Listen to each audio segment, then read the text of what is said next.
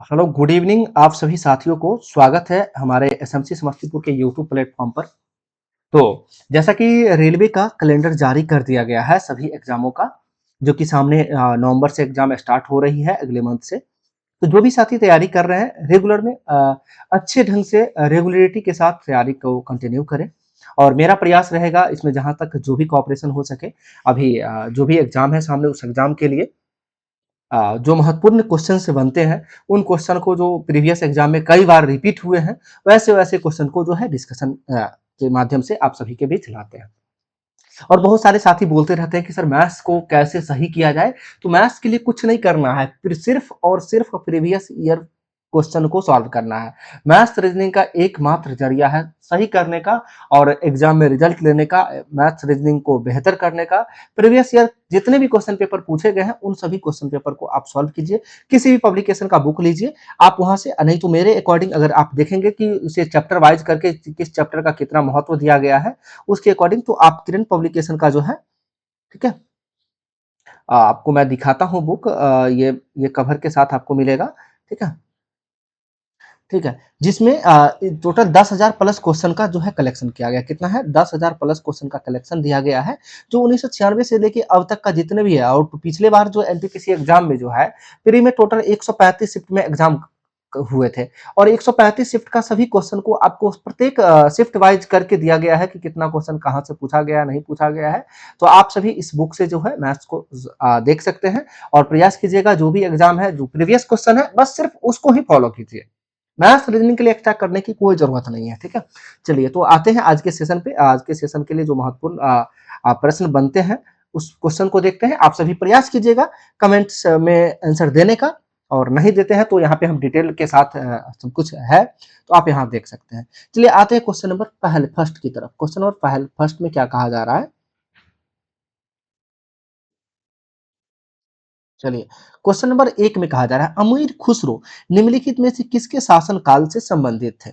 तो अमीर खुसरो का संबंध जो है यह किसके शासन काल से संबंधित है? तो अमीर खुसरो का संबंध की यदि हम बात करते हैं, इनका संबंध अलाउद्दीन खिलजी से हो जाएगा। किससे हो जाएगा? अलाउद्दीन खिलजी से हो जाएगा। बात करते हैं अमीर खुसरो। अमीर खुसरो की पूरा नाम की बात करते हैं तो अबुल हसन यामुनुद्दीन, अबुल हसन यामुनुद्दीन इनका नाम था, जो कि आगे चल के इसे अमीर खुसरो के नाम से जाना गया। जो कि इनका जन्म जो है उत्तर प्रदेश के एटा जिले के अंतर्गत पड़ता है, पटियाली नामक जगह पे जो है इनका जन्म हुआ था। इनकी यदि हम बात करते हैं तो यह जो है पूछा कहा जाता है कि तबले के जो है आविष्कारक, सितार तबला का आविष्कारक अमीर खुसरो को ही जाना जाता है। और यह एक प्रमुख लेखक भी थे, गायक भी थे, संगीतकार भी थे। स्वयं अमीर खुसरो ने 7 सुल्तानों का शासन देखा था। या अमीर खुसरो के बारे में कहा जाता है कि दिल्ली सल्तनत के टोटल 7 सुल्तानों का शासन काल देखे थे, जिसमें से बलबन को देखा था इन्होंने, मोहम्मद को देखा था, कैकुबाद को देखा था, जलालुद्दीन हो गए, जलालुद्दीन गयासुद्दीन तुगलक हो गए, अलाउद्दीन खिलजी हो गए, मुबारक शाह हो गए। इन सभी के शासनकाल को देखे हैं और अलाउद्दीन खिलजी के शासनकाल में यानी यह दरबार में रहे थे। इसलिए यह प्रश्न बहुत ही महत्वपूर्ण बनता है कि अमीर खुसरो निम्नलिखित में से किसके शासनकाल से संबंधित थे? तो अलाउद्दीन खिलजी राइट आंसर हो जाएंगे। चलते हैं और इनके बारे में कुछ और कहा जाता है, यह प्रथम मुस्लिम कवि थे। ये भी ध्यान रखना है कि प्रथम मुस्लिम कवि कवि कौन थे? तो ये अमीर खुसरो ही हो जाएंगे, जिन्होंने हिंदी, हिंदवी और फारसी में एक साथ रचनाएं लिखने का काम किए हैं, जिनके द्वारा जो है किरान उस सादेन, मिफ्ता उल फतूह, देवरानी जो कि खिज्र खां की आशिका थी, ठीक है, नूह सिपीहर, तुगलकनामा आदि पुस्तक जो है इनके द्वारा लिखा गया है। और ये तुगलकनामा पुस्तक जो है अमीर खुसरो के द्वारा लिखा गया था। और ये प्रश्न जो है आरपीएफ एसआई के एग्जाम में पूछा गया था 2019-20 में, ठीक है, तो इसको भी ध्यान रखना है। नेक्स्ट प्रश्न की तरफ चलते हैं। क्वेश्चन नंबर 2 है भगवान बुद्ध को ज्ञान की प्राप्ति कहाँ हुई थी? तो भगवान बुद्ध को जो ज्ञान की प्राप्ति हुआ था वह बोध गया में हुआ था। अगर आज का सेशन अच्छा लगे तो अपने दोस्तों तक शेयर जरूर कीजिएगा, लाइक जरूर कीजिएगा वीडियो को, और कमेंट करके बताइएगा सर इसको कंटिन्यू किया जाए। तो मेरा प्रयास रहेगा कंटिन्यू करने का। आप सभी थोड़ा सा ढिलाई कर देते हैं, कहने का मतलब लाइक करने में हो, कमेंट्स करने में हो कि सर कंटिन्यू किया जाए, और मैं भी डिमोटिवेट हो जाता हूँ, जिस कारण से जो है समय का तो अभाव रहता ही है, फिर भी समय रहते हुए पर भी क्लास नहीं ले पाता हूँ। तो भगवान बुद्ध को ज्ञान की प्राप्ति जो हुआ था वह कहाँ हुआ था? बोध गया में हुआ था। कहाँ हुआ था? बोध गया में। कहा जाता है भगवान बुद्ध को जो है वर्षों कठोर साधना के पश्चात जो है वैशाख पूर्णिमा के दिन जो है बोध गया यानी बिहार में, जो कि किस बोधि वृक्ष के नीचे उन्हें ज्ञान की प्राप्ति हुआ था। और बोधि वृक्ष के नीचे की कौन सी नदी के किनारे, तो फल्गु नदी, जिसे निरंजना नदी के रूप में भी जानते हैं, तो फल्गु नदी के किनारे जो है इन्हें ज्ञान की प्राप्ति हुई थी। और ये ज्ञान की प्राप्ति होने के साथ साथ सिद्धार्थ से गौतम बुद्ध बन गए, यानी गौतम बुद्ध का बचपन का जो नाम था वह सिद्धार्थ था। क्या था? सिद्धार्थ। चलिए नेक्स्ट क्वेश्चन है क्वेश्चन नंबर 3। कहा जा रहा है 3 नंबर क्वेश्चन में राम प्रसाद बिस्मिल का नाम किससे संबंधित है, यानी किस कांड से संबंधित है राम प्रसाद बिस्मिल, तो इनके बारे में जानते हैं। तो राम प्रसाद बिस्मिल का संबंध जो है काकोरी षड्यंत्र केस से संबंधित है। किससे है? काकोरी षड्यंत्र केस से संबंधित है रामप्रसाद बिस्मिल।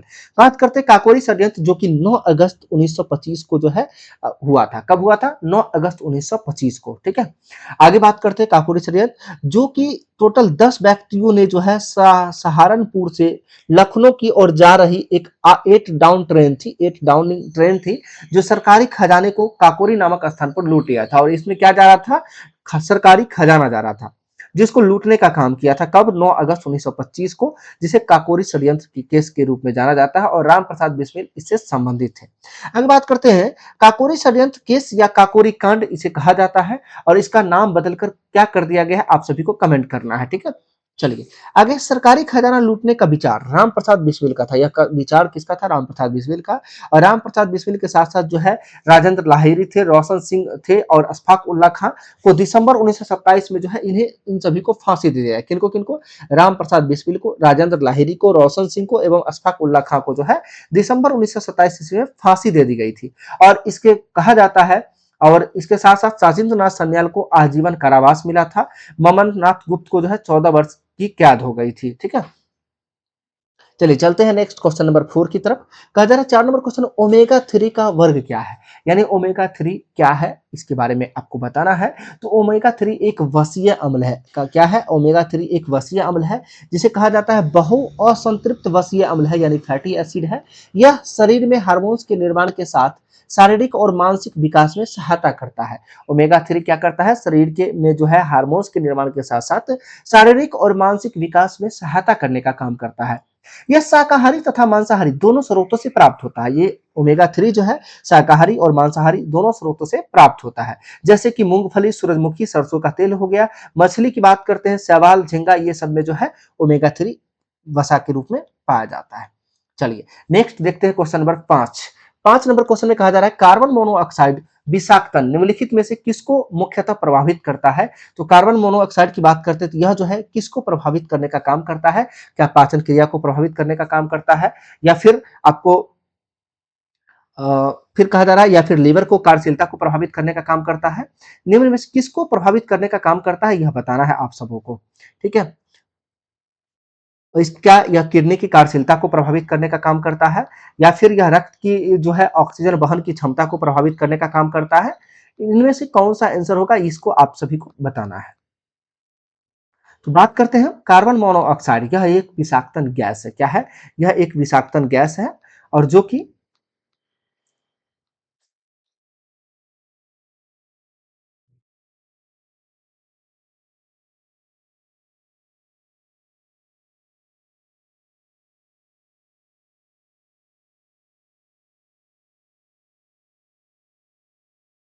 क्योंकि रक्त की ऑक्सीजन को वहन करने की क्षमता को प्रभावित करता है। किसको प्रभावित करता है?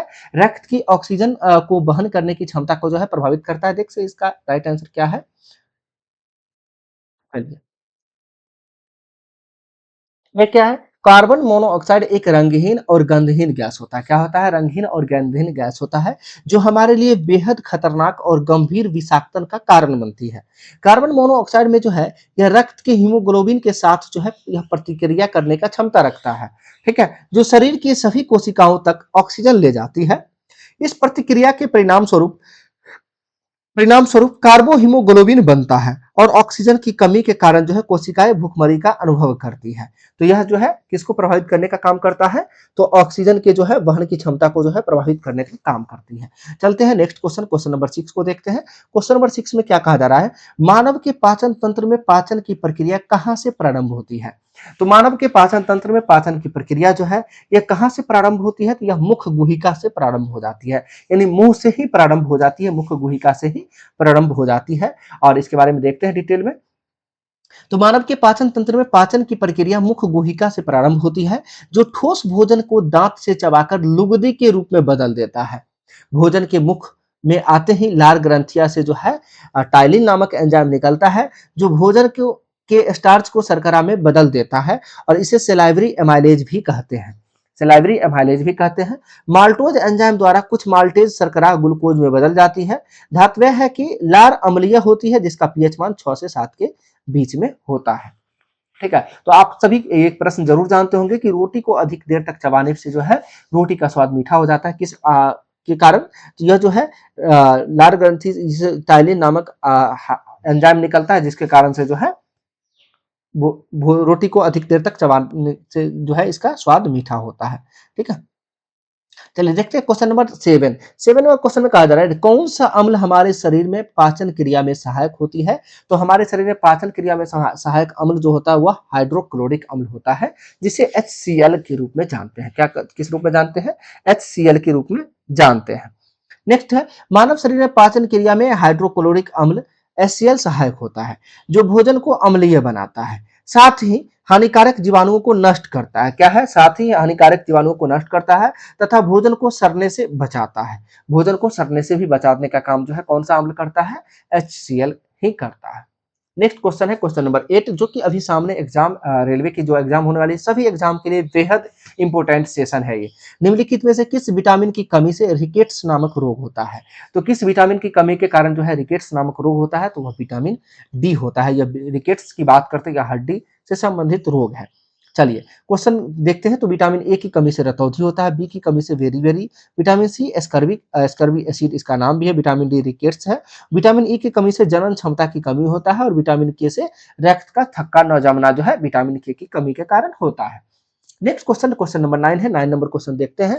स्थिति विज्ञान यानी निम्नलिखित में से किससे संबंधित है? स्थिति विज्ञान जिसे हम इंग्लिश में स्टैटिक्स बोलते हैं, और स्टैटिक्स आप सभी जानते हैं सांख्यिकी बोला जाता है। सांख्यिकी यानी आंकड़ों का अध्ययन को जो है स्टैटिक्स बोलते हैं, या मैथ्स का एक चैप्टर भी है सांख्यिकी। माध्यमाधिका बहुलक जो पढ़ने को मिलता है वह स्टैटिक्स के अंतर्गत आता है।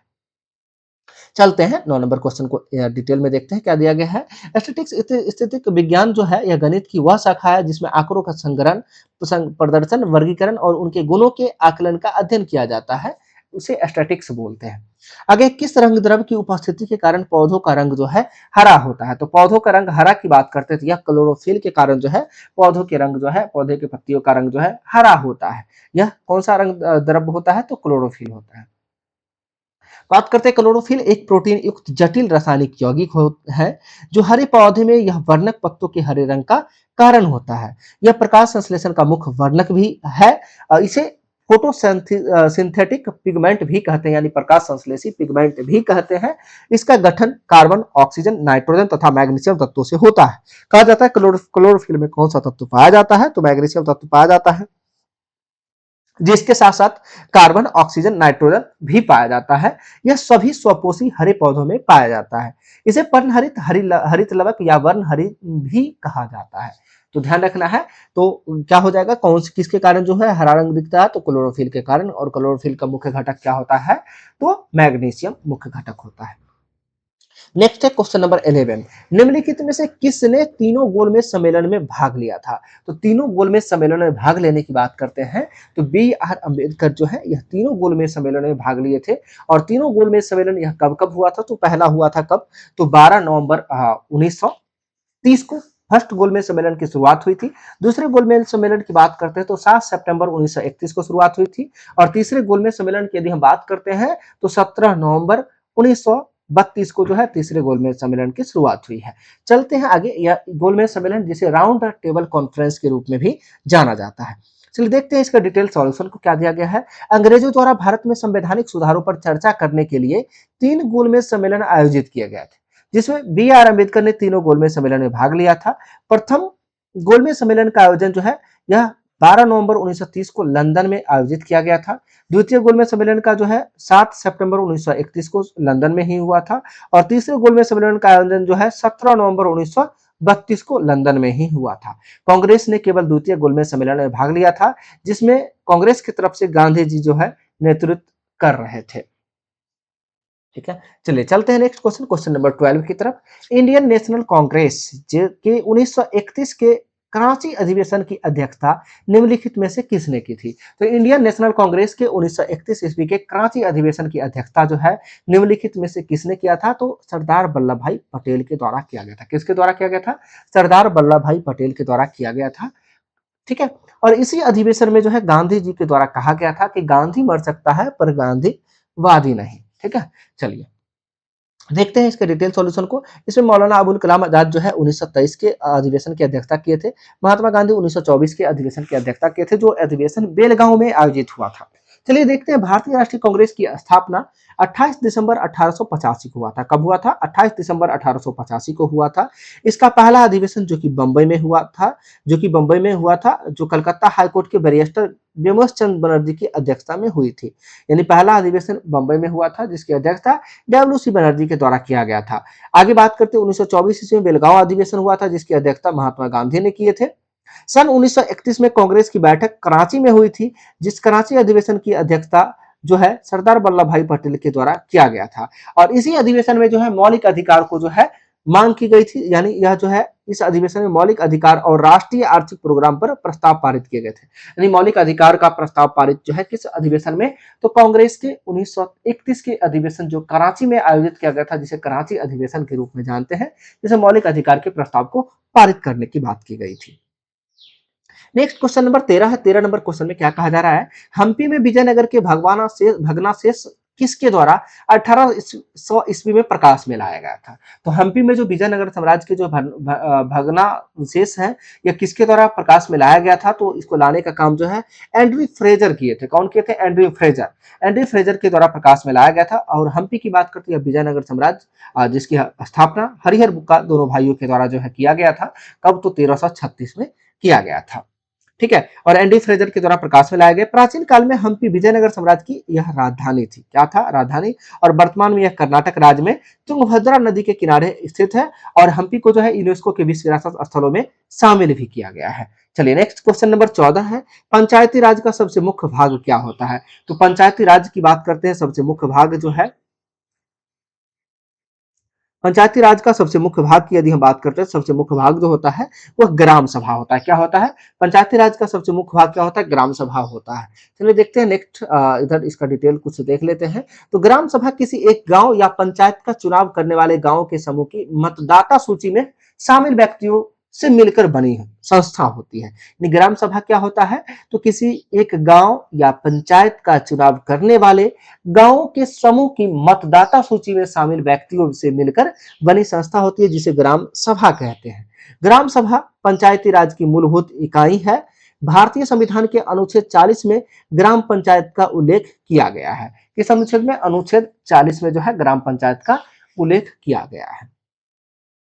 नेक्स्ट है, भारत में नए राजनीतिक दल को अनुमति कौन देता है? तो भारत में नए राजनीतिक दलों को अनुमति देने का काम जो है चुनाव आयोग करता है। कौन करता है? चुनाव आयोग जो है इसे राजनीतिक दलों का अनुमति देने का काम करता है। देखते हैं, लोक प्रतिनिधित्व अधिनियम आया था 1951। कब आया था? लोक प्रतिनिधित्व अधिनियम 1951, जिसकी धारा 29 के ए के तहत जो है चुनाव आयोग द्वारा राजनीतिक दलों के पंजीकरण का प्रावधान किया गया था। आप सभी को पता होगा चुनाव आयोग का स्थापना कब हुआ था? तो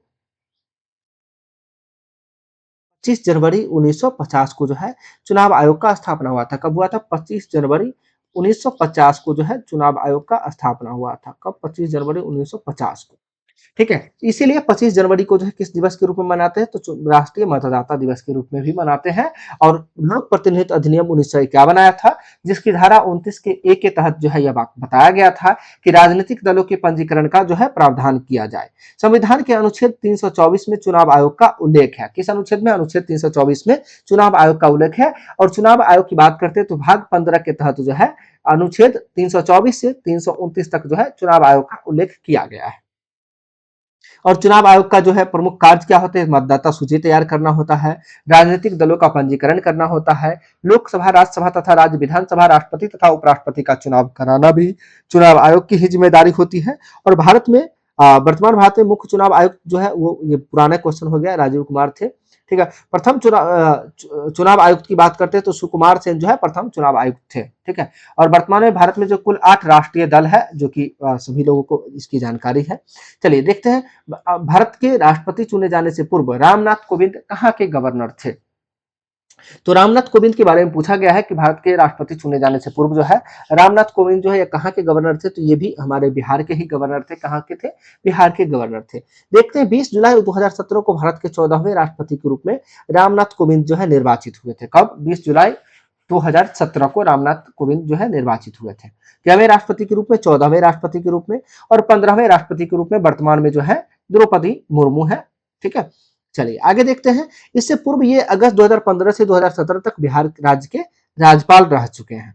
बात करते हैं आगे की बात यदि हम करते हैं तो वर्तमान 2019 में जो है बिहार के राज्यपाल फागू चौहान है, जो वर्तमान में भारत की 15वीं राष्ट्रपति के रूप में द्रौपदी मुर्मू को निर्वाचित किया गया है। और द्रौपदी ये जो है ये वे झारखंड की राज्यपाल रह चुकी है। कहाँ की राज्यपाल रह चुके हैं? तो झारखंड की राज्यपाल रह चुकी है। नेक्स्ट क्वेश्चन नंबर 17 है, भारतीय संविधान के 44वें अनुच्छेद के अनुसार समान संहिता की परिकल्पना निम्नलिखित में से किनके लिए है? तो समान संहिता की परिकल्पना जो है निम्नलिखित में से किनके लिए है? तो यह नागरिकों के लिए होता है। किनके लिए होता है? नागरिकों के लिए होता है। नेक्स्ट क्वेश्चन की बात करते हैं तो नेक्स्ट क्वेश्चन ये इसमें जो है अनुच्छेद समान नागरिक सिविल संहिता जो है अनुच्छेद किसके तहत? अनुच्छेद 44 के तहत है, जो समस्त राज्य क्षेत्रों में नागरिकों के लिए एक समान नागरिक संहिता प्राप्त करने का प्रावधान करता है, जो कि मात्र एक राज्य में है समान नागरिक संहिता, वह गोवा राज्य है। किस राज्य में? गोवा में। आगे देखते हैं क्वेश्चन नंबर 18, अगस्त 2017 में भारत के नए उपराष्ट्रपति के रूप में किन्हें चुना गया था? तो ये 2017 का करंट का क्वेश्चन है, तो वेंकैया नायडू जो है उसमें भारत के उपराष्ट्रपति थे। चलिए आगे देखते हैं नेक्स्ट, और वेंकैया नायडू जो थे ये जो है पश्चिम बंगाल के राज्यपाल जो है ये बन चुके हैं। ठीक है, रह चुके हैं। चलिए क्वेश्चन नंबर 19 है, निम्नलिखित में से कौन सा एक आदेश किसी व्यक्ति को गैर कानूनी ढंग से बंदी बनाए जाने पर की बात करता है? तो कौन सा जो है एक आदेश किसी व्यक्ति को गैर कानूनी ढंग से बंदी बनाए जाने पर उसकी स्वतंत्रता सुनिश्चित करने के लिए उच्चतम न्यायालय द्वारा जारी किया जाता है? तो उच्चतम न्यायालय द्वारा जारी किया जाता है वह कौन सा होता है? तो वह बंदी प्रत्यक्षीकरण होता है। कौन सा रीट होता है? तो बंदी प्रत्यक्षीकरण रीट होता है, जो कि उच्चतम न्यायालय के द्वारा जो है व्यक्ति की स्वतंत्रता सुनिश्चित करने के लिए जारी किया जाता है। नेक्स्ट क्वेश्चन की यदि हम बात करते हैं, नेक्स्ट क्वेश्चन है ये, इसका थोड़ा डिटेल देख लेते हैं। तो भारतीय संविधान के अनुच्छेद 32 के 2 के तहत जो है उच्चतम न्यायालय की बात करते हैं। उच्चतम न्यायालय जो है न्यायालय को रीट जारी करने की शक्ति प्रदान की गई है, जिसमें बंदी प्रत्यक्षीकरण हैबियस कॉर्पस भी शामिल है। क्या है? हैबियस कॉर्पस भी शामिल है। बंदी प्रत्यक्षीकरण किसी व्यक्ति को गैर कानूनी ढंग से बंदी बनाए जाने पर उसकी स्वतंत्रता सुनिश्चित करने के लिए उच्चतम न्यायालय द्वारा जो है जारी किया जाता है। इस रिट का उद्देश्य मूल अधिकार में दिए गए दैहिक स्वतंत्रता के संरक्षण के अधिकार का अनुपालन करना। यह रिट अवैध बंदीकरण के विरुद्ध प्रभावी कानून राहत प्रदान करता है, जो कि अनुच्छेद 32 को जो है डॉक्टर अंबेडकर के द्वारा संविधान की आत्मा का संज्ञा दिया गया है। बी आर अम्बेडकर के द्वारा जो है अनुच्छेद 32 को संविधान का आत्मा की संज्ञा दिया गया है। नेक्स्ट क्वेश्चन है, भारत की पहली महिला मुख्यमंत्री कौन थी? भारत की पहली महिला मुख्यमंत्री की बात करते हैं तो सुचेता कृपलानी जो है भारत की प्रथम महिला मुख्यमंत्री थी। सुचेता कृपलानी जो है एक भारतीय स्वतंत्रता सेनानी और राजनीतिज्ञ थी, जो वर्ष 1963 में जो है भारत में पहली महिला मुख्यमंत्री के रूप में जो है शपथ ली थी, जो कि कौन से राज्य की? उत्तर प्रदेश की जो है यह पहली महिला मुख्यमंत्री बनी थी, जो कि देश की पहली महिला मुख्यमंत्री थी। चलिए नेक्स्ट क्वेश्चन देखते हैं। क्वेश्चन नंबर 21 में क्या कहा जा रहा है? तो भारत का कोई नागरिक अपनी नागरिकता खो देगा यदि वह, ये कथन स्टेटमेंट के क्वेश्चन हो गया है। तो भारत का कोई नागरिक अपनी नागरिकता खो देगा यदि वह क्या करता है? तो भारतीय नागरिकता का परित्याग करना चाहता है। इनमें से कौन सा कथन सत्य है यह बताना है। ठीक है, तो देखते हैं नेक्स्ट आगे, स्वेच्छा से किसी अन्य देश की नागरिकता प्राप्त करता है, किसी अन्य देश के नागरिक से विवाह करता है, या सरकार की आलोचना करता है। आपसे पूछा गया है कि निम्न में से कौन सा कथन जो है वह सत्य है, यह बताना है। तो सत्य की बात करते हैं तो देखिए, कोई भारत की नागरिकता का परित्याग अगर वह करना चाहता है तो भी नहीं समाप्त कर सकता है, वह नागरिकता कभी भी नहीं खो सकता है। ठीक है, अगर भारत में रहेगा तो भारत की नागरिकता उसे रहेगी। नेक्स्ट स्टेटमेंट कहा जा रहा है, स्वेच्छा से किसी अन्य देश की नागरिकता प्राप्त करता है। तो जब वह किसी अन्य देश की नागरिकता प्राप्त करेगा तो भारत की नागरिकता जो है स्वतः समाप्त हो जाएगी। तो यह बिल्कुल राइट आंसर है 2। आगे नेक्स्ट है, किसी अन्य देश के नागरिक से विवाह करता है। अगर किसी अन्य देश की नागरिक से अगर विवाह भी कर लेगा तो भी जो है इसकी नागरिकता जो है समाप्त नहीं होगी। तो भी इसकी नागरिकता क्या होगी, समाप्त नहीं होगी। ठीक है, और ये भारतीय नागरिकता का जो है परित्याग करेगा, और परित्याग करेगा तो भी इसका नागरिकता समाप्त होगा, क्योंकि ये चाहता है कि समाप्त करना। तो ये समाप्त करना कब चाहेगा, जब अपने देश से बाहर जाएगा। तो ये भी बात, ये भी सही आंसर है। आगे है, किसी अन्य देश के नागरिक से विवाह करता है तो इसका नागरिकता पे कोई इफेक्ट नहीं पड़ेगा। सरकार की आलोचना करने पर भी कोई इफेक्ट नहीं पड़ेगा। इसका राइट आंसर क्या हो जाएगा, केवल ऑप्शन सी हो जाएगा। 1 और 2 जो है बिल्कुल सही है। चलिए देखते हैं इसका डिस्कशन क्या कहा जा रहा है। तो भारतीय नागरिकता की समाप्ति संबंधी प्रावधान जो है नागरिकता अधिनियम 1955 के तहत दिया गया है, जिसके अनुसार भारतीय नागरिकता चाहे वह संविधान द्वारा प्रदत्त हो या नागरिकता अधिनियम 1955 द्वारा निम्न 3 प्रकार से समाप्त हो सकती है। यानी नागरिकता समाप्त करने की बात करते हैं तो टोटल 3 प्रकार से समाप्त हो सकती है। वह कौन कौन सा प्रकार है, इस चीजों को देखते हैं। तो सबसे पहले क्या है, नागरिकता का कोई व्यक्ति परित्याग करना चाहेगा तो उसका नागरिकता समाप्त हो जाएगा। दूसरी बात है, स्वेच्छा से किसी अन्य देश की नागरिकता प्राप्त करना चाहेगा तो भी समाप्त हो जाएगा। और तीसरी बात है, संघ सरकार द्वारा नागरिकता के वंचित करने से, अगर केंद्र सरकार किसी व्यक्ति को नागरिकता से वंचित करना चाहता है तो भी उसका नागरिकता समाप्त हो जाएगा। आते question number 22, Narasimha committee first निम्नलिखित में से किन सुधारों से संबंधित है। तो नरसिम्हा कमेटी समिति का संबंध जो था किससे था, तो बैंकिंग संरचना सुधार से संबंधित था। किससे था, बैंकिंग संरचना सुधार से संबंधित था, जो 1951 में आया था। कब आया था, 1951 में आया था। जो कि भारतीय अर्थव्यवस्था में 1991 ईस्वी में जो है, 1951 बोला गया, सॉरी 1991 ईस्वी के आर्थिक संकट के जो है उपरांत बैंकिंग संरचना में सुधार के दृष्टिकोण से जून 1991 में जो है एम नरसिम्हा की अध्यक्षता में नरसिम्हा समिति फर्स्ट का जो है अथवा वित्तीय क्षेत्रीय सुधार समिति का गठन किया गया था। क्वेश्चन नंबर 23 है, निम्न में से केंद्र सरकार की कौन सी योजना भारत के मुख्य शहरों के विकास से संबंधित है।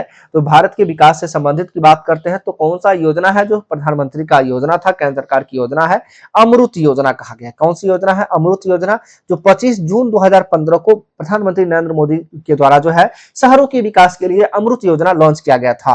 और अमृत का फुल फॉर्म ही था Atal mission for rejuvenation and urban transformation, यानी स्मार्ट सिटी मिशन तथा सभी के लिए जो है मकान की बात करने की जो है यह किसके द्वारा, तो जो है अमृत योजना के द्वारा जो है लाया गया था। किसके द्वारा लाया गया था, अमृत योजना के द्वारा लाया गया था। और ये तीनों योजनाएं देश के शहरों से जुड़ी हुई है, इनमें 100 स्मार्ट सिटी बनाने, 500 शहरों के लिए अटल शहरी पुनर्जीवन और परिवर्तन मिशन 2022 तक जो है शहरी इलाकों में सभी के लिए घर बनाने की योजना जो है शामिल थी। अमृत योजना का मुख्य उद्देश्य है कि घरों में बुनियादी सुविधाएं उपलब्ध कराना, जैसे कि जल आपूर्ति करवाना, सीवेज, शहरी परिवहन आदि, जिससे सभी नागरिकों के जीवन की गुणवत्ता में वृद्धि हो सके।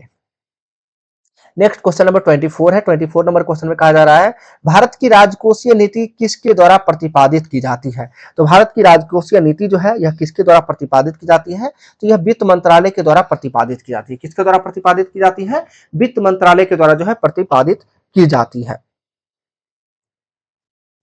जो कि राजकोषीय नीति जो है सरकार की वह नीति है जिसके माध्यम से सरकार अपनी आय तथा व्यय को संतुलित करने का प्रयास करती है। इसका देश की अर्थव्यवस्था पर व्यापक प्रभाव पड़ता है। देश की अर्थव्यवस्था पर व्यापक प्रभाव पड़ता है। राजकोषीय नीति देश के आर्थिक विकास को बल देती है। इसे वित्त मंत्रालय द्वारा प्रतिपादित किया जाता है। किसके द्वारा प्रतिपादित किया जाता है, तो वित्त मंत्रालय के द्वारा जो है इसे प्रतिपादित किया जाता है। नेक्स्ट क्वेश्चन की बात करते हैं तो क्वेश्चन नंबर 25 है। 25 नंबर क्वेश्चन क्या कहा जा रहा है, तलचर कोयला की खान जो है यह कहां पर स्थित है। तो तलचर की बात करते हैं तो तलचर कोयला की खान जो है यह उड़ीसा में स्थित है। कहां स्थित है, उड़ीसा में स्थित है। उड़ीसा के आंगुल जिले में पड़ता है। और बोकारो कोयला क्षेत्र झारखंड में स्थित है। बोकारो कहां है, झारखंड में।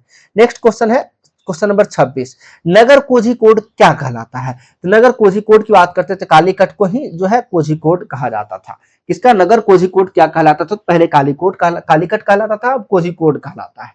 नेक्स्ट जो है कोझिकोड केरल राज्य में अरब सागर के तट पर स्थित नगर है और इसे पहले कालीकट कहा जाता था। प्राचीन काल में यह दक्षिण भारत के साथ विदेशी व्यापार के लिए द्वार के रूप में प्रसिद्ध था। आप सभी को पता होगा कि वास्को डी गामा जो भारत की खोज किया था, यानी भारत में सर्वप्रथम किस बंदरगाह पे आया था, कालीकट बंदरगाह पे ही आया था, और जहां यहाँ का शासक कौन था, तो जोमोरिन शासक था। ठीक है। नेक्स्ट क्वेश्चन नंबर 27 है, निम्नलिखित में से किस भारतीय राज्य की सीमाएं भूटान के साथ नहीं मिलती है? तो भूटान के साथ नहीं मिलती है, तो वह भारतीय राज्य की बात यदि करते हैं तो कौन सा राज्य है, तो मेघालय है, जिसकी जो है सीमा भूटान के साथ नहीं मिलती है। अगर क्षेत्रफल व जनसंख्या की दृष्टि से बात करें तो भारत दक्षिण एशिया का सबसे बड़ा देश है। भारत की सीमाएं 7 देशों से मिलती है और भारत के 17 राज्यों की सीमाएं जो है निम्नलिखित पड़ोसी देशों के साथ मिलती हैं, जो कि इसमें दिया गया है सभी देशों का नाम। भूटान से कौन कौन सा राज्य मिलता है, अरुणाचल प्रदेश, सिक्किम, पश्चिम बंगाल और असम मिलता है।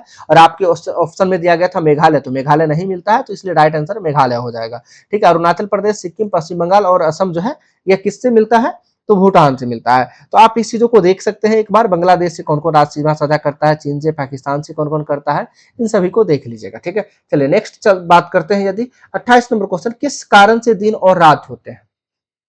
तो दिन और रात होने का कारण, मुख्य कारण क्या है, यह बताना है। तो दिन और रात होने का मुख्य कारण है पृथ्वी का घूर्णन। पृथ्वी के घूर्णन के कारण जो है दिन और रात होते हैं। किसके कारण होते हैं? पृथ्वी के घूर्णन के कारण जो है क्या होते हैं, दिन और रात होते हैं। ठीक है। पृथ्वी अपनी धुरी पर सदैव पश्चिम से पूर्व की ओर घूमती है। किस दिशा में घूमती है? तो पश्चिम से पूर्व की दिशा में घूमती है। इसलिए सूर्योदय हमारे यहाँ कहाँ होती है, तो पूर्व में सूर्य का उदय होता है। तो पश्चिम से पूर्व की ओर घूमती है। पृथ्वी की इस गति को घूर्णन अथवा आवर्तन गति भी कहा जाता है। और पृथ्वी के इस घूर्णन के कारण पृथ्वी पर दिन और रात होता है, अर्थात प्रतिदिन सूर्योदय एवं सूर्यास्त होता है। प्रतिदिन सूर्योदय और सूर्यास्त इस घूर्णन गति के कारण होता है। इस गति को दैनिक गति भी कहा जाता है। यानी घूर्णन गति को अन्य किस नाम से जानते हैं, तो दैनिक गति के नाम से भी जाना जाता है। बात करते हैं, नेक्स्ट क्वेश्चन नंबर 29 है, निम्नलिखित में से खरीफ की फसल कौन सी है? तो खरीफ की फसल की बात करते हैं तो खरीफ फसल जो है बाजरा जो है, यह कैसी फसल है, खरीफ फसल है। खरीफ फसल किस फसल को बोलते हैं? जिस फसल को जो है जून जुलाई में जो है बोया जाता है और नवंबर दिसंबर में काट लिया जाता है। तो अगर जून जुलाई में किसी फसल को बुआई होती है और नवंबर दिसंबर में उसे काटा जाता है, वैसे फसल को क्या बोला जाता है, खरीफ फसल बोला जाता है। जैसे कि बात करते हैं बाजरा, धान, गन्ना, तिलहन, कपास, मक्का, ज्वार, ये सब जो है खरीफ फसल का उदाहरण है। और रबी फसल की बात करते हैं, अगर अक्टूबर नवंबर में जो फसल अभी बुआई होती है, तो अक्टूबर नवंबर में जिस फसल को बोया जाता है और मार्च अप्रैल में काट लिया जाता है, वैसे फसलों को रबी फसल बोला जाता है। क्या बोला जाता है? वैसे फसल को रबी फसल बोला जाता है। जैसे गेहूं, जौ, सरसों, चना, मटर, आलू, राई, ये सभी किस फसल के उदाहरण है? रबी फसल का उदाहरण है। नेक्स्ट क्वेश्चन है क्वेश्चन नंबर 30, नासा के मानव रहित यान जूनो ने जो है किस ग्रह का परीक्षण किया है? तो नासा के मानव रहित यान जो है जूनो, यह किस ग्रह का परीक्षण किया है? तो यह जूनो ग्रह किसका परीक्षण किया है? तो बृहस्पति के लिए। तो जूनो किस ग्रह के लिए परीक्षण के लिए भेजा गया था? तो बृहस्पति के लिए भेजा गया था। नेक्स्ट क्वेश्चन की, जूनो अमेरिकी अंतरिक्ष एजेंसी नासा के द्वारा जो है, और नासा का स्थापना कब हुआ था? तो 1 नवंबर 1958 को जो है नासा का स्थापना हुआ था। और नासा द्वारा जो है सौरमंडल के 5वें ग्रह जो है बृहस्पति पर परीक्षण के लिए पृथ्वी से 5 अगस्त 2021 को छोड़ा गया था। अंतरिक्ष शोध यान है कौन सा? तो जूनो है। 2021 में जूनो ने बृहस्पति के ग्रह से आवाज रिकॉर्ड की तथा कुछ रहस्यमयी तस्वीरें खींचकर पृथ्वी पर भेजी थी। ठीक है, आगे चलते क्वेश्चन नंबर 31, इलेक्ट्रोएन्सेफेलोग्राफ जिसे शॉर्ट में ईईजी कहा जाता है, ईईजी किसकी निगरानी के लिए उपयोग किया जाता है? यानी ईईजी का प्रयोग जो है किसके लिए करते हैं? तो मस्तिष्क के जांच के लिए जो है ईईजी का प्रयोग करते हैं, इलेक्ट्रोएन्सेफेलोग्राम का प्रयोग किया जाता है। इलेक्ट्रोएन्सेफेलोग्राम जो है मस्तिष्क में विद्युत गतिविधि का मूल्यांकन करता है। मस्तिष्क कोशिकाएं विद्युत आवेगों के माध्यम से एक दूसरे के साथ संवाद करती है। इस गतिविधि से जुड़ी संभावित समस्याओं का पता लगाने में मदद के लिए ईईजी का उपयोग किया जाता है। नेक्स्ट क्वेश्चन नंबर 32 है, शरीर का तापक्रम नियंत्रित करता है। तो शरीर के तापक्रम को नियंत्रित करने का काम जो है हाइपोथैलेमस करती है। कौन करती है? हाइपोथैलेमस जो है शरीर के तापक्रम को नियंत्रित करने का काम करती है। और आपको दिख रहा होगा थैलेमस, यह जो है ठंडा और गर्म को पहचानने का काम करती है, थैलेमस कहलाती है। ठीक है। सेरिबेलम की बात करते हैं, यह शरीर के संतुलन को बनाए रखने का काम जो है सेरिबेलम करता है। और मेडुला ऑब्लिगेटा की बात करते हैं तो शरीर के अनैच्छिक जितने भी गतिविधियां होती है उन्हें सभी को जो है मेडुला ऑब्लिगेटा जो है नियंत्रित करने का काम करती है। और ऐच्छिक गतिविधि को नियंत्रित करने का काम जो है सेरिब्रम करता है। कौन करता है? सेरिब्रम। तो ध्यान रखना है, इन चारों पॉइंट को ध्यान से समझना है। हाइपोथैलेमस की बात करते हैं, शरीर के तापक्रम को नियंत्रित करने का काम करता है। थैलेमस जो है यह ठंडा और गर्म को पहचानने का काम करता है। भूख प्यास को के लिए भी जवाबदेह जो है थैलेमस ग्लैंड ही होता है। ठीक है। सेरिबेलम शरीर के संतुलन को बनाए रखने का काम करती है। और मेडुला ऑब्लिगेटा की बात करते हैं तो यह जो है अनैच्छिक क्रिया यानी अनैच्छिक गतिविधि को नियंत्रित करने का काम करती है। और एक सेरिब्रम है जो ऐच्छिक गतिविधियों को नियंत्रित करने का काम करती है। देखते हैं इसके एक्सप्लेनेशन को क्या कहा जा रहा है। हाइपोथैलेमस की बात करते हैं, मस्तिष्क संरचना का भाग है। अंतःस्रावी ग्रंथियों से स्रावित होने वाले हार्मोन्स का नियंत्रण करने का काम जो है हाइपोथैलेमस करता है। साथ ही पोस्टीरियर पिट्यूटरी ग्रंथि से स्रावित होने वाले हार्मोन्स इससे प्रभावित होते हैं। यह भूख प्यास ताप नियंत्रण घृणा आदि का केंद्र है, जो वसा एवं कार्बोहाइड्रेट उपापचय पर नियंत्रित करता है तथा रक्त दाब जल के उपापचय पसीने को नियंत्रित करने का काम जो है हाइपोथैलेमस करता है।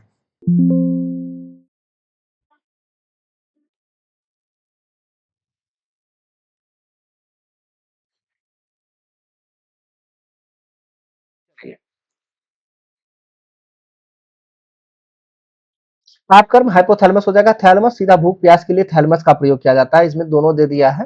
ठीक है, चलिए देखते हैं आगे। नेक्स्ट क्वेश्चन आपसे 33 नंबर 33 नंबर क्वेश्चन है। जो 33 नंबर क्वेश्चन क्या आपसे कहा जा रहा है, इस चीजों को भी देखना है। ठीक है। 33 नंबर क्वेश्चन में क्या कहा जा रहा है कि सही कथन को चुनना है।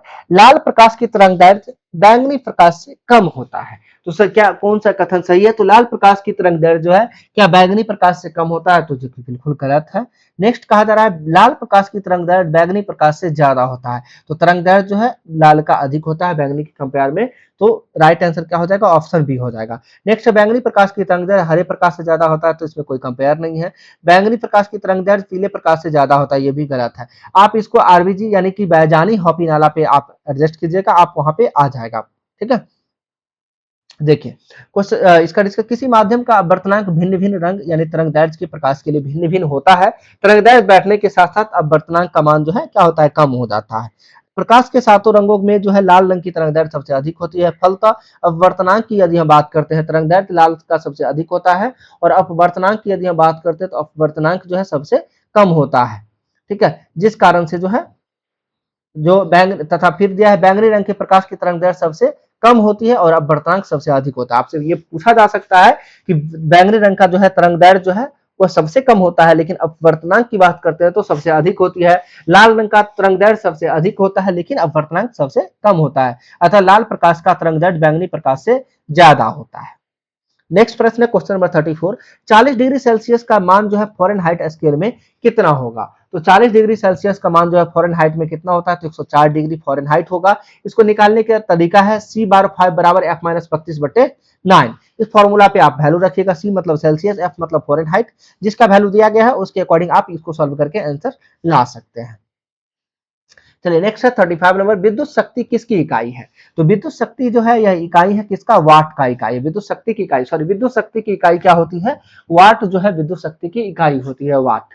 आगे, किसी विद्युत परिपथ में वैद्युत ऊर्जा जिस पर से स्थानांतरित होती है उस दर को विद्युत सामर्थ्य या विद्युत शक्ति कहा जाता है। यानी विद्युत परिपथ में जो वैद्युत ऊर्जा जो है जिस पर स्थानांतरित होती है उस दर को जो है विद्युत सामर्थ्य या विद्युत शक्ति कहा जाता है। और विद्युत शक्ति यानी P बराबर W/T होता है। क्या होता है? P बराबर W/T होता है, ऊर्जा बट्टे टाइम होता है। विद्युत शक्ति का ऐसा मात्रक वाट होता है और एक अश्व शक्ति बराबर 746 वाट होता है। कितना होता है?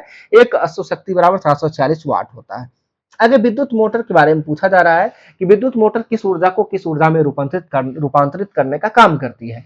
तो विद्युत मोटर जो है यह विद्युत ऊर्जा को यांत्रिक ऊर्जा में रूपांतरित करने का काम करती है। विद्युत मोटर की बात करते हैं, यांत्रिक ऊर्जा क्या है? विद्युत ऊर्जा को जो है यांत्रिक ऊर्जा में बदलने का काम करती है। जैसे कि विद्युत मोटर की बात करते हैं, फैन में देख रहे होंगे आप जो है, फैन में कौन सा? तो विद्युत मोटर लगा हुआ रहता है। फैन में हम विद्युत ऊर्जा को डालते हैं और फैन चलने लग जाता है। इसका मतलब क्या होता है?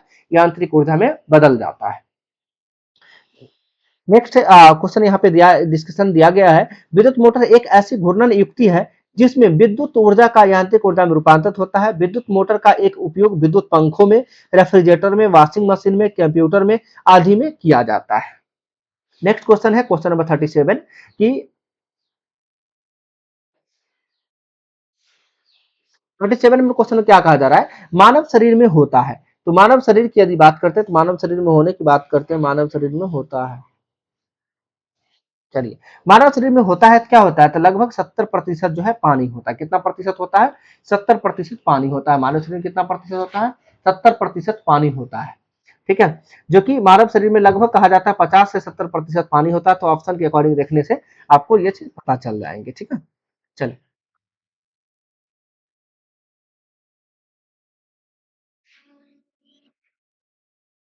क्वेश्चन नंबर 38 क्या कहा जा रहा है, 38 नंबर कहा जा रहा है विद्युत धारा निम्न में से किस उपकरण के से नापी जाती है। तो विद्युत धारा जो है किस उपकरण से नापा जाता है, तो अमीटर से नापा जाता है। किससे नापा जाता है, अमीटर से जो है विद्युत धारा को मापने का काम करते हैं। किससे, अमीटर से। अब देखते हैं वोल्ट मीटर जो है यह दो बिंदुओं के मध्य आवेश भिन्नता को मापने का यंत्र होता है, वोल्ट मीटर। ठीक है, मध्य आवेश भिन्नता को मापने के लिए किस क्या होता है, वोल्ट मीटर होता है। अमीटर की बात करते हैं, विद्युत धारा को एम्पियर में मापने हेतु प्रयोग किसका करते हैं, अमीटर का प्रयोग करते हैं। चलते हैं नेक्स्ट, थर्मामीटर की बात करते हैं तो मानव शरीर का तापमान मापने के लिए थर्मामीटर का प्रयोग करते हैं। अगर पोटेंशियोमीटर की बात करते हैं तो विद्युत परिपथ में दो बिंदुओं के बीच जो है विभवांतर को मापने के लिए जो है पोटेंशियोमीटर का प्रयोग करते हैं। विभवांतर मापने के लिए किसका प्रयोग करते हैं, पोटेंशियोमीटर का प्रयोग करते हैं। नेक्स्ट क्वेश्चन है निम्न में से किस खनिज के उत्पादन में भारत विश्व में अग्रणी है। तो खनिज की बात करते हैं तो चादरी अभ्रक के उत्पादन में जो है भारत विश्व में अग्रणी है। अभ्रक के उत्पादन, अभ्रक एक बहुउपयोगी खनिज है जो आग्नेय एवं कायांतरित चट्टानों के खंडों में जो है खंडों के रूप में पाए जाते हैं। अभ्रक के उत्पादन में भारत का विश्व में प्रथम स्थान है। यह आंध्र प्रदेश, राजस्थान, झारखंड और बिहार में पाया जाता है। नेक्स्ट क्वेश्चन नंबर देखते हैं क्वेश्चन नंबर 40, आइंस्टीन को नोबेल प्राइज किस कार्य पर मिला था। तो आइंस्टीन को नोबेल पुरस्कार की यदि हम बात करते हैं या किस कार्य पर मिला था, तो यह प्रकाश विद्युत प्रभाव के लिए मिला था। किसके लिए मिला था, प्रकाश विद्युत प्रभाव के लिए जो है आइंस्टीन को नोबेल पुरस्कार मिला था। आइंस्टीन को नोबेल पुरस्कार जो है 1921 में मिला था। कब मिला था, प्रकाश विद्युत प्रभाव के लिए 1921 में मिला था। और मिलिकन को 1923 में जो है नोबेल पुरस्कार मिला था। ठीक है, चलिए देखते हैं नेक्स्ट क्वेश्चन, कोशिका का शक्ति स्रोत होता है। तो कोशिका का शक्ति स्रोत की यदि हम बात करते हैं तो माइटोकॉन्ड्रिया जो है कोशिका का शक्ति स्रोत यानी कि पावर हाउस ऑफ सेल किसको कहा जाता है, माइटोकॉन्ड्रिया को कहा जाता है। नेक्स्ट है यूकैरियोटिक कोशिकाओं के जो है कोशिका द्रव अनेक सूक्ष्म गोलाकार छड़ के आकार की संरचना में पाई जाती है जिसे माइटोकॉन्ड्रिया कहते हैं। इसकी खोज 1890 में किसके द्वारा किया गया था, अल्टमैन के द्वारा किया गया था। किसके द्वारा, अल्टमैन को द्वारा किया गया था। और कोशिका का विद्युत घर जो है पावर हाउस जो है किसे कहा जाता है, माइटोकॉन्ड्रिया को ही कहा जाता है। और आगे की बात यदि करते हैं क्योंकि यहाँ पर जो है सभी खाद्य पदार्थों का कार्बोहाइड्रेट, वसा, प्रोटीन का जो है ऑक्सीकरण होता है, फलस्वरूप ऊर्जा का उत्पन्न होती है, ऊर्जा का निर्माण होता है। यह ऊर्जा एडिनोसिन ट्राइफॉस्फेट यानी एटीपी के रूप में होता है। किसके रूप में होता है, एटीपी के रूप में जो है होता है, एडिनो ट्राइफॉस्फेट के रूप में होता है। तथा इसका जो है निर्माण एडिनोसिन डाइफॉस्फेट यानी एडीपी एवं कार्बनिक फॉस्फेट पी के सहयोग से होता है। नेक्स्ट क्वेश्चन नंबर 42 देखते हैं। 42 की बात करते हैं, एड्स निम्न कारणों में से किसके द्वारा होता है। तो एड्स की बात करते हैं यह जो है किसके कारण होता है, वायरस के कारण होता है, विषाणु के कारण जो है एड्स होता है। किसके कारण होता है, वायरस के कारण होता है। एड्स का विस्तृत रूप की यदि हम बात करते हैं तो एक्वायर्ड इम्यूनोडिफिशियंसी सिंड्रोम जो है एड्स का विस्तृत रूप होता है। क्या होता है, एक्वायर्ड इम्यूनोडिफिशियंसी सिंड्रोम जो है इस रोग से जो है मानव शरीर की प्रतिरोधक क्षमता जो है नष्ट हो जाती है और यह रोग मानव प्रतिरक्षी अपूर्णता विषाणु एचआईवी द्वारा होता है। विश्व एड्स दिवस प्रत्येक वर्ष जो है 1 दिसंबर को मनाया जाता है जो कि 2021 का थीम था इंड इनइक्वलिटीज इंड एड्स। आगे चलते आप लोग को बताना है कि 2024 का जो है एड्स दिवस का थीम नहीं आया है, 2023 का एड्स दिवस का थीम आप सभी को बताना है। आर्द्रता किस उपकरण से मापी जाती है। तो आर्द्रता की बात करते हैं तो आर्द्रता जो है आर्द्रता मापने के लिए हाइग्रोमीटर का प्रयोग करते हैं। किसका प्रयोग करते हैं, हाइग्रोमीटर का प्रयोग करते हैं आर्द्रता के मापने के लिए। हाइड्रोमीटर द्रवों के अपेक्षित घनत्व को जो है हाइड्रोमीटर से मापते हैं, अपेक्षित आर्द्रता को हाइग्रोमीटर से, और उच्च तापमान को मापने के लिए किसका प्रयोग करते हैं, पायरोमीटर का प्रयोग करते हैं। और लैक्टोमीटर की बात करते हैं तो दूध की शुद्धता का मापन के लिए जो है किसका प्रयोग करते हैं, लैक्टोमीटर का प्रयोग करते हैं। ठीक है, सिस्मोग्राफ की बात करते हैं तो भूकंप की तीव्रता मापने के लिए सिस्मोग्राफ का प्रयोग करते हैं। और आगे बात करते हैं बैरोमीटर की, तो वायुमंडलीय दाब का मापन जो है बैरोमीटर से किया जाता है। आगे है दाब की इकाई क्या है, तो दाब की इकाई बात करते हैं प्रति वर्ग जो है न्यूटन प्रति वर्ग मीटर होता है, न्यूटन मीटर पर स्क्वायर होता है, यह दाब का इकाई होता है। ठीक है, दाब बराबर पी बराबर क्या होता है, एफ बट्टे ए होता है, यानी बल बट्टे क्षेत्रफल होता है। ठीक है, दाब का ऐसा मात्रक न्यूटन प्रति वर्ग मीटर होता है, न्यूटन पर मीटर स्क्वायर होता है, जिसे हम पास्कल के रूप में भी जानते हैं, एक पास्कल भी बोलते हैं। आगे है 45 नंबर, भारत में पशुपालन एवं कृषि के प्राचीनतम साक्ष्य जो है कहां से मिले हैं। भारत में पशुपालन एवं कृषि के प्राचीनतम साक्ष्य की यदि हम बात करते हैं, यह साक्ष्य जो है कहां से मिला है यह बताना है। यह साक्ष्य कहां से मिले हैं, तो मेहरगढ़ से मिला है। कहां से मिले हैं, मेहरगढ़ से मिले हैं। भारत में पशुपालन एवं कृषि के प्राचीनतम साक्ष्य जो है मेहरगढ़ से प्राप्त हुए हैं। वर्तमान में मेहरगढ़ जो यह कहां पड़ता है, बलूचिस्तान में पड़ता है, जो कि बोलन नदी के किनारे स्थित है। किस नदी के किनारे स्थित है, बोलन नदी के किनारे स्थित है। यह एक नवपाषाण कालिक स्थल है। यहाँ से 7000 ईसा पूर्व पशुपालन व खेती के साक्ष्य प्राप्त हुए हैं। इस स्थल पर गेहूं, जौ तथा खजूर की खेती होती थी तथा भेड़, बकरियां, मवेशी पाले जाते थे। यहाँ के निवासी जो है लाजवर्द मणि का प्रयोग करते थे, जो केवल मध्य एशिया के बदख्शां प्रांत से पाया जाता था। क्वेश्चन नंबर 46 है, भगवान बुद्ध के महापरिनिर्वाण के बाद पहली बौद्ध संगीति हुई थी। तो पहली बौद्ध संगीति जो हुई थी वह कहाँ हुई थी, तो राजगिरी में हुआ था। राजगिरी यानी जो कि राजगीर में हुआ था। कब हुआ था, तो 483 ईसा पूर्व में जो है पहली बौद्ध संगीति का आयोजन किया गया था। महात्मा बुद्ध की मृत्यु की यदि हम बात करते हैं, तो इनका मृत्यु जो है कब हुआ था, आप सभी को कमेंट करके बताना है। बहुत ही आसान प्रश्न है। ठीक है, और गौतम बौद्ध संगीति का जो आयोजन जो है 483 ईसा पूर्व में जो है राजगिरी आधुनिकरण राजगीर बिहार की सप्तपर्णी गुफा में किया गया था। तथागत गौतम बुद्ध के महापरिनिर्वाण के बाद इस संगीति का आयोजन हुआ था। इसे बौद्ध स्थविर थेरो ने भाग लिया था और बुद्ध के प्रमुख शिष्य महाकश्यप ने उसकी अध्यक्षता की। इस समय मगध का शासक जो है अजातशत्रु थे। यानी पूछा जा रहा है प्रथम बौद्ध संगीति के समय जो है ये मगध का शासक कौन था, तो अजातशत्रु शासक था। इसकी अध्यक्षता करने की बात करते तो महाकश्यप इसकी अध्यक्षता किए थे। ठीक है, चलिए क्वेश्चन नंबर 47 है, एक भारतीय राज्य के रूप में बिहार बना था, कब बना था, तो बिहार का कब निर्माण हुआ था, 1912 में। और बिहार का राज्य का गठन 22 मार्च 1912 को हुआ था। कब हुआ था, 22 मार्च 1912 को जो है बिहार राज्य का गठन हुआ था। कब हुआ था, 22 मार्च 1912 को जो है बिहार राज्य का गठन हुआ था। नेक्स्ट है, बिहार का जो है एक भारत का एक राज्य, इसकी राजधानी पटना, बिहार के उत्तर में नेपाल, पूर्व में पश्चिम बंगाल, पश्चिम में उत्तर प्रदेश और दक्षिण में झारखंड है। चलते हैं क्वेश्चन नंबर 48, इनमें से किसने पहली बार यह व्याख्या की थी कि पृथ्वी को अपनी धुरी पर घूमने के कारण प्रतिदिन सूर्योदय एवं सूर्यास्त होता है। तो प्रतिदिन सूर्योदय एवं सूर्यास्त होता है, यह किसने व्याख्या किया था, किसने सर्वप्रथम बताया था पहली बार, तो वह बताने वाले व्यक्ति थे कौन थे, आर्यभट्ट थे। आर्यभट्ट के द्वारा जो है यह बात बताया गया था, जो कि 5वीं और 6वीं शताब्दी के महान गणितज्ञ और खगोलज्ञ थे आर्यभट्ट। इनकी पुस्तक का नाम जो था आर्यभट्टीय था। आर्यभट्ट प्रथम व्यक्ति थे जिन्होंने यह व्याख्या की कि पृथ्वी गोल है, और पृथ्वी की बात करते हैं, और पृथ्वी ने पृथ्वी के अपनी धुरी पर घूमने के कारण सूर्योदय एवं सूर्यास्त होते हैं, दिन और रात होते हैं। इन्होंने सर्वप्रथम पाई का मान जो है सन्निकट 3.141 3.141 जो है बताया था। यह किसके द्वारा बताया गया था, आर्यभट्ट के द्वारा ही बताया गया था। इनके नाम पर ही जो है इनके नाम पर ही भारत के प्रथम कृत्रिम उपग्रह का नाम जो है आर्यभट्ट रखा गया है। नेक्स्ट क्वेश्चन की बात करते हैं, तो क्वेश्चन नंबर 49 है। क्या है 49 क्या कहा जा रहा है, सुवर्ण।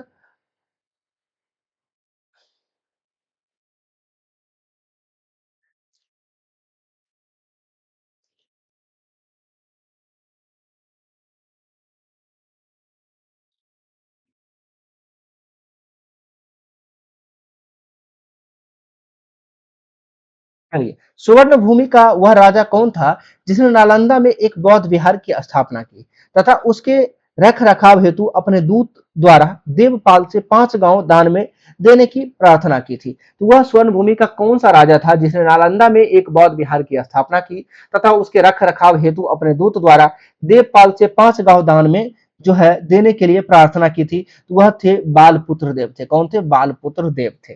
सुमात्रा तथा जावा के शैलेंद्र वंशी शासक बालपुत्र देव ने जो है स्वर्ण भूमि का राजा था। यह कहा था, स्वर्ण भूमि का राजा था। इसके अनुरोध पर पाल वंश के शासक देवपाल ने जो है बौद्ध विहार बनाने के लिए 5 गांव दान में दिए थे। कौन दिए थे, देवपाल जो है बौद्ध विहार बनाने के लिए जो है 5 गांव दान में दिए थे, और किसके अनुरोध पर, तो बालपुत्र देव के अनुरोध पर। नेक्स्ट क्वेश्चन नंबर 50 है। 50 में कहा जा रहा है बिहार में निम्न हिस्सों में से कौन सा हिस्सा जो है भूत तात्विक दृष्टिकोण से अपेक्षाकृत पुराना है। इसमें सबसे पुराना की बात करते हैं तो सबसे पुराना खड़गपुर पहाड़िया है। खड़गपुर जो कि भौगोलिक हिस्सों से भूतात्विक दृष्टिकोण से बिहार का सबसे पुराना हिस्सा खड़गपुर पहाड़िया है। तो आज के लिए 50 क्वेश्चन ही रहने देते हैं। नेक्स्ट कल के क्लास में जो है कल आपको एक वीडियो मिल जाएगी, जिस वीडियो में आपको 51 से 100 क्वेश्चन तक का वीडियो आपको देखने को मिलेंगे। ठीक है, तो आज के लिए इतना ही रहने देते हैं, मिलते हैं कल के क्लास में। तो अगर वीडियो अच्छा लगा हो तो आप अगले पार्ट के जरूर आप इसके लिए कमेंट जरूर कीजिएगा सभी साथी। ठीक है, चलिए, तो तब तक के लिए सभी साथियों को धन्यवाद, नमस्कार, ऑल द बेस्ट।